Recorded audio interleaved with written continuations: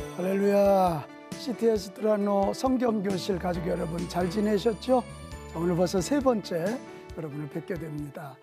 참 코로나 위험한 중에 영역이 강건하시고 정말 심판을 넘어 회복으로 라는 에스겔서 주제처럼 속히 회복의 축복을 누리는 여러분과 여러분 가정, 여러분 교회 되시기를 바랍니다. 이 코로나 때 주시는 굉장히 중요한 선물이 에스겔서라. 우리 그래서 에스겔서를 지금 보고 있는 거예요. 첫 시간에 예언자가 뭐지? 도대체 예언서가 어떤 책인가를 보았고요. 우리 지난주에는 이 에스겔이 누구인가? 그리고 에스겔의 시대 배경. 그래서 그 배경 속에 주신 그 하나님의 뜻이 뭔가를 우리가 보았습니다. 자, 오늘 드디어 우리 이제 에스겔서를 좀 우리가 같이 깊이 보게 될 것인데요. 에스겔은 한마디로 이 에스겔서는 한마디로 맛난 양식이다 그렇게 표현하고 싶어요. 여러분 몸에는 좋지만 정말 맛없는 음식도 있고 맛은 있는데 그 몸에는 안 좋은 게 있잖아요.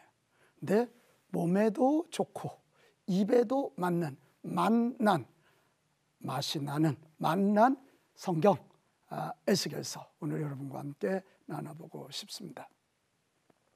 에스겔서는 쓴맛이 있어요. 처음에 앞에 부분은 굉장히 쓸 거예요. 토할 정도로 쓸 거예요. 그러나 뒤에는 너무 단 말씀, 꿀보다도 더 단 그런 말씀이 있어요. 그래서 맛난 말씀이에요. 자, 에스겔서를 좀 이해하기 위해서는 전체 구조를 좀 잘 보셔야 돼요. 에스겔서는 총 몇 장이라고요? 48장이라고 그랬죠. 자, 1장에서 24장이 심판 이야기예요. 심판. 벌써 말만 들어도 무시무시해요. 하나님의 심판이에요. 하나님이 사람들을 통해서 이방 나라를 통해서 심판하시는데 그 심판의 시작이 뭐냐면 성전에서 하나님의 영광이 떠나는 거예요. 굉장히 시사하는 바가 많습니다. 적이 침입해 와서 망하는 게 아니라 성전에서 하나님의 영광이 떠나니까 하나님이 지켜주시지 않으니까 이방 나라가 공격하는 거죠. 성전에서 하나님 영광이 떠날 때 그러나 하나님은 그대로 포기하지 아니하시고 에스겔을 예언자로 부르셔서 파수꾼으로 세우시는 이야기. 그리고 하나님의 심판 선언 이야기가 12장에서 24장까지거든요.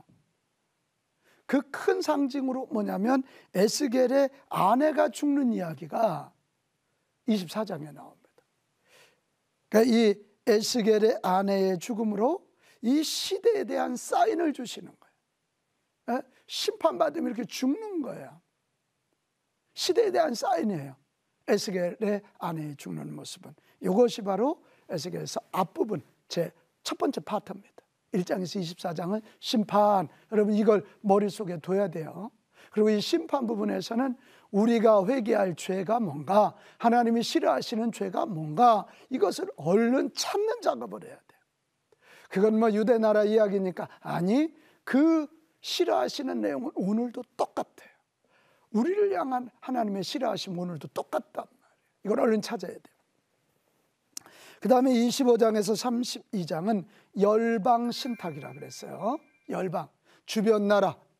소위 이스라엘이 하나님의 백성이라 그러더니 잘 망했다 그러면서 조롱하는 이방 나라. 암몬, 모압, 에돔, 블레셋, 두로, 시돈, 애굽 이들이 조롱했거든요. 그렇게 여호와 하나님이 전능하다더니 아주 잘코 방신이다. 그렇게 얘기한 그들을 하나님이 참지 아니하시고 그들을 치시는 이야기. 그러니까 여기 이방 신탁에 있어서는 소위 열방 신탁 요 장면에서는 하나님이 얼마나 이스라엘 백성을 사랑하시는가. 당신의 백성을 이렇게까지 큰 나라 애굽을 치시면서까지 이스라엘을 사랑하시는 하나님의 가슴을 느껴야 돼요. 33장에서는 48장 정말 우리의 가슴을 뛰게 하는 회복 이야기예요. 회복.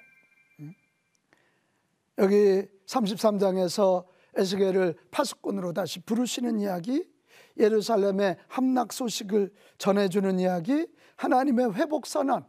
이게 놀랍죠. 34장에서 39장까지가 하나님이 내 백성은 회복된다. 지금 마른 뼈 같지만 다시 거기에 살이 돋아나고 힘줄이 생기고 살이 돋아나 큰 군대처럼 다시 일어난다. 회복 선언하죠. 그리고 40장에서 48장은 하나님의 영이 성전으로 다시 돌아오는 이야기예요. 자, 하나님의 영이 떠나니까 심판이 시작됐고 하나님의 영이 돌아오니까 회복이 이루어진다. 그러니까 하나님의 영, 쉐키나, 루아흐, 하나님의 영이에요.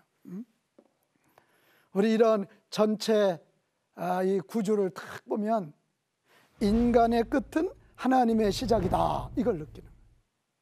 인간의 끝, 도저히 안 돼서 심판받아야 할 인간. 그러나 하나님은 그때도 버리지 아니하시고 하나님이 일하시기 시작하는 거예요. 하나님이 일하기 시작하면 심판은 회복으로 바뀐다. 이것입니다. 성전에서 하나님의 영광이 떠남으로 시작하여 성전으로 하나님의 영광이 돌아올 때 회복이 시작된다는 거예요. 그러니까 여러분 별소리 다 해도 우리의 회복은 하나님에게 있어요. 우리의 회복의 키는 하나님의 손에 있는 거예요. 하나님은 베드로에게 교회를 세우게 할 때도 뭐라 그랬어요? 천국 열쇠를 내게 주노니, 교회에게 천국 열쇠를 주노니 그랬단 말이에요. 하나님이 가지고 계신 키를 주의 교회에, 주의 종들에게, 주의 백성들에게 주셔서 회복해 하시는 거죠. 여러분 이것이 에스겔서예요. 가슴 뛰지요? 아유, 이 무서운 심판 얘기, 뭐 알지도 못하는 암몬 이야기, 여러분 그렇게 끝나면 안 돼요. 심판을 넘어 회복으로. 하나님의 영광이 떠날 때는 망하지만 하나님의 영광이 돌아올 때는 회복된다. 이 코로나 팬데믹으로 어려움 당한 한국교회도 다시 하나님 앞에 겸허히 엎드려서 하나님이여 임하시옵소서, 에스겔에 나오는 성전 동평문으로 임하신 것처럼 한국교회 다시 영광으로 임재하여 주옵소서. 우리가 그걸 기도해야 돼요. 그러면 회복의 역사가 일어나요. 자, 그 다음에 에스겔서의 특징이 뭐냐? 에스겔서는 역사적인 일자가 정확합니다. 날짜가 정확해. 시점 연대가 정확하단 말이에요. 뭐죠? 이건 분명한 메시지라는 거예요. 실제적으로 있었던 거라는 거예요. 그걸 강조하는 거예요. 강조하는 거예요. 그러니까 회복 얘기가 단지 희망이 아니라 이렇게 구체적으로 일하신 하나님께서 너희들의 회복의 과정도 이렇게 구체적으로 하실 거라는 확신을 주는 작업이에요. 또 하나의 특징이 1인칭 단수가 많아요. 오늘 1장 4절에도 여호와의 말씀이 내게 임하여 1인칭 용어가 굉장히 많이 쓰이고 있어요. 여러분 이것도 굉장한 메시지예요.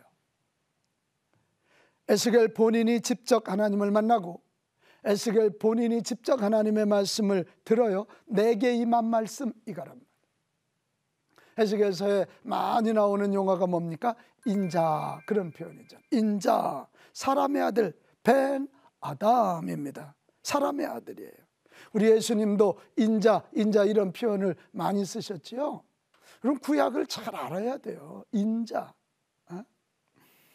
인자란 말을 왜 많이 썼어요? 1인칭이란 단어를 많이 쓴 것처럼 인자는 인간의 연약성을 드러내고 도자기같이 연약한 인간들에게 임하신 하나님의 크신 영광을 대비하는 표현으로 인자란 말을 많이 쓴 거예요. 인자. 그 다음에 특징 세 번째는 계시적 환상이 많다는 거예요. 그래서 에스겔서가 조금 어려워요. 우리가 이제 다음 시간부터 성경 부문을 하나하나 보면서 이런 환상 공부도 할 건데요. 심판 섹션에서 환상이 두 가지가 나옵니다. 1장에 보면 내 생물의 환상, 요한계시록에도 여러분 이어지죠. 사람, 사자, 황소, 독수리, 얼굴을 하고 날개, 바퀴, 눈, 번개, 빛, 네 생물의 환상 나와요. 그러니까 이런 거 여러분 잘 보면 다니엘서를 또 저 요한계시록을 이해하는 데도 굉장히 도움이 될 거예요. 또 심판 섹션에 나오는 두 번째 환상은 타락한 성전 환상이에요. 아까 얘기했죠? 하나님의 영이 성전에 임해 계시면 나라가 망하지 않아요. 그러나 하나님의 영이 성전에서 떠나면 망하는 거예요. 근데 왜 하나님의 영이 떠나느냐? 성전이 어떻게 타락했는가? 그것을 환상을 통해서 보여주시는, 우리 이거 잘 봐야 할 대목입니다. 한국교회가 다시 일어나려면 이거 잘 봐야 할 환상이에요. 이것이 8장에서 10장까지 나옵니다. 그 다음에 환상 세 번째, 네 번째는 회복 섹션에서 나와요. 37장, 우리 잘 아는 골짜기의 마른 뼈 환상. 이거 읽기만 해도 막 힘이 나잖아요. 골짜기의 마른 뼈 환상. 또 40장에서 48장 가면 새로운 성전 환상. 하나님의 영광이 임한, 하나님의 영이 돌아온 새로운 이 성전은 어떻게 되는가? 이 새로운 성전 환상이 훗날 요한계시록에 사도 요한이 하나님 나라를 설명할 때 그 새로운 성전 환상을 많이 갖다 씁니다. 하나님의 나라는 뭐냐? 하나님이 직접 계신 것이, 하나님의 얼굴을 직접 보는 거예요. 하나님이 직접 아버지가 되시고 하나님이 직접 통치하시는 거예요. 그러니까 에스겔서가 굉장히 중요합니다. 에스겔서가 굉장히 신약 성경에서 굉장히 많이 인용을 했거든요. 예수님도 그렇고 특별히 요한계시록에. 자, 그러면 우리 또 하나 좀 작업할 게, 에스겔서에 담긴 신학적 메시지가 뭘까? 신학적 메시지. 성경은 절대로 그냥 주어진 책이 아니에요. 하시고자 하는 메시지가 분명히 있단 말이에요. 분명히 있어요. 분명히 있어요. 특별히 하나님이 하시려고 하는 말씀, 그것이 신학적 메시지예요. 우리가 이걸 에스겔서에 이걸 좀 잘 보고 다음 시간부터 구체적으로 1장부터 우리가 봐나가야 돼요. 자, 에스겔서에 담긴 신학적 메시지 첫 번째, 하나님이 우주의 주관자이시라는 거예요. 우주의 주권자, 주관자, 주인이시라는 거죠. 주인이시라는 거예요. 당시 유대인들은 하나님이 안 계신 거 아니야? 하나님이 우리를 버리신 거 아니야? 그렇게 말했는지 모르지만 이 에스겔서에서 말하는 중요한 신학은 아니다. 하나님은 이 세상의 주권자이시고 이 세상의 주인이시다. 그러니까 너희들을 이렇게 훈련도 하시지만 바벨론같이 강력한 나라도 하나님이 회초리로 쓰실 뿐이다, 이 얘기입니다.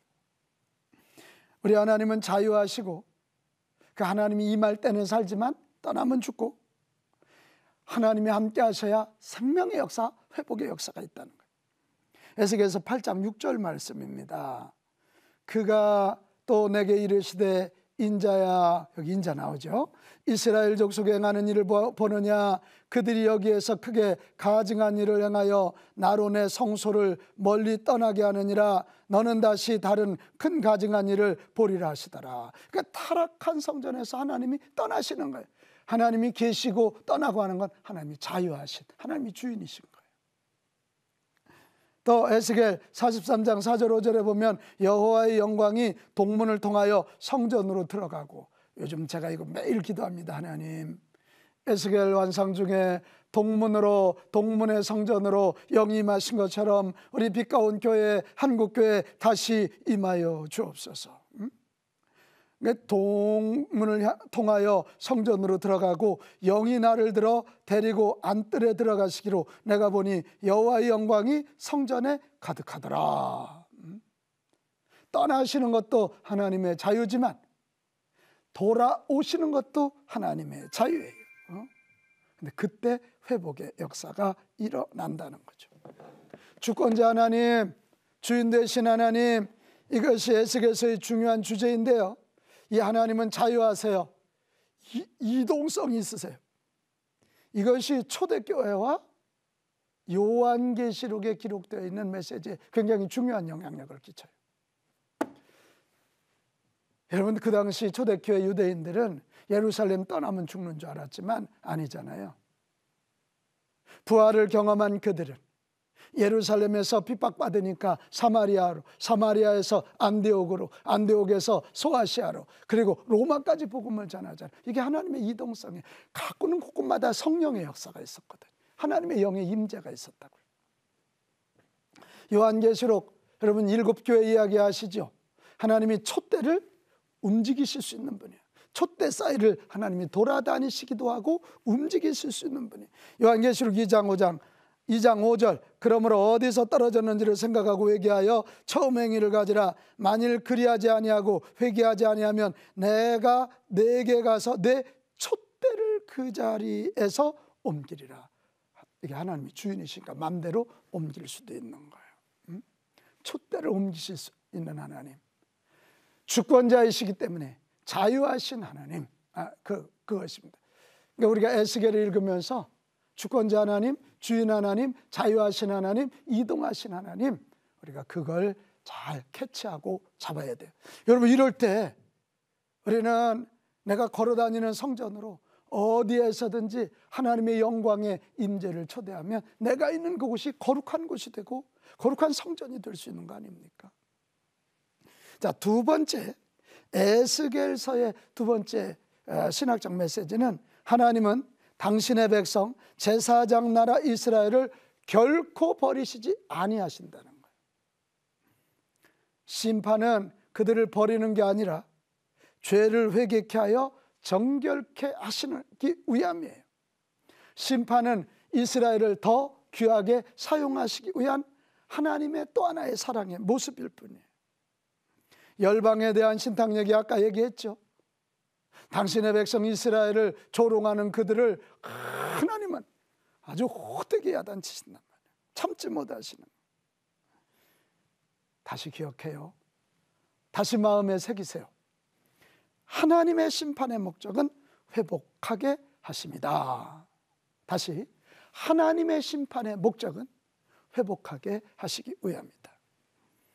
에스겔서 11장 19절에서 20절 보면 내가 그들에게 한 마음을 주고 그 속에 새 영을 주며 그 몸에서 돌 같은 마음을 제거하고 살처럼 부드러운 마음을 주어. 그 심판을 통해서 딱딱한 데 좀 풀어보시겠다는 거예요. 한 마음 되게 하시겠다는 거예요.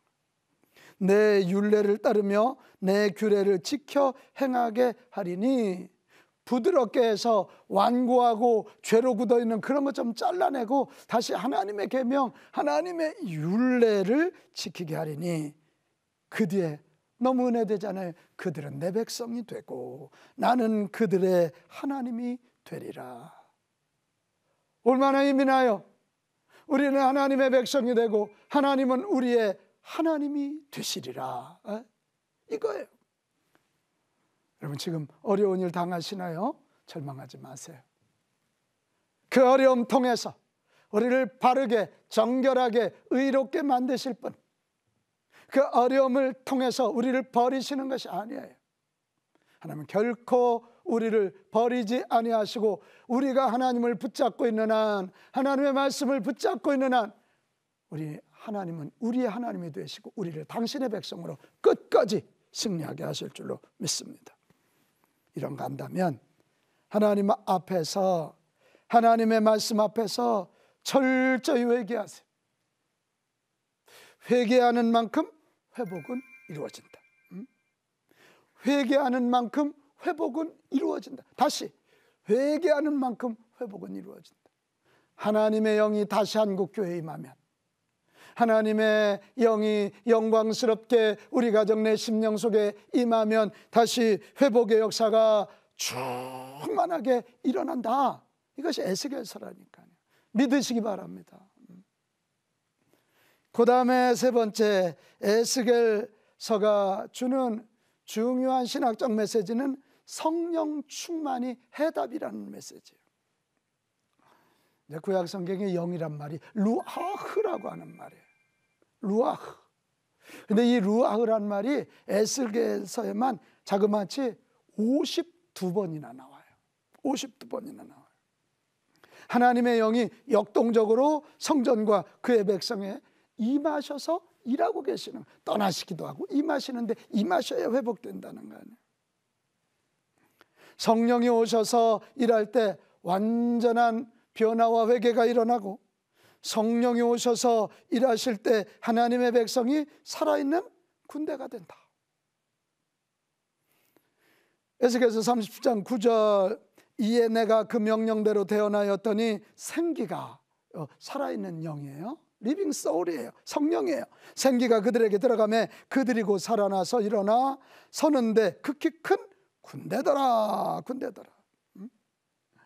37장 5절, 주 여호와께서 이 뼈들에게 이같이 말씀하시기를 내가 생기를 너에게 들어가게 하리니 너희가 살아나리라. 우리 한번 외칩시다. 살아나리라. 살아나리라. 하나님의 영이 임할 때 살아나. 또 하나, 이 에스겔서의 또 하나의 중요한 신학이 뭐냐면 성전 중심을 강조하는 거예요. 성전과 예배의 회복, 성전 측량 이야기, 뭐 이런 소위 성전 얘기.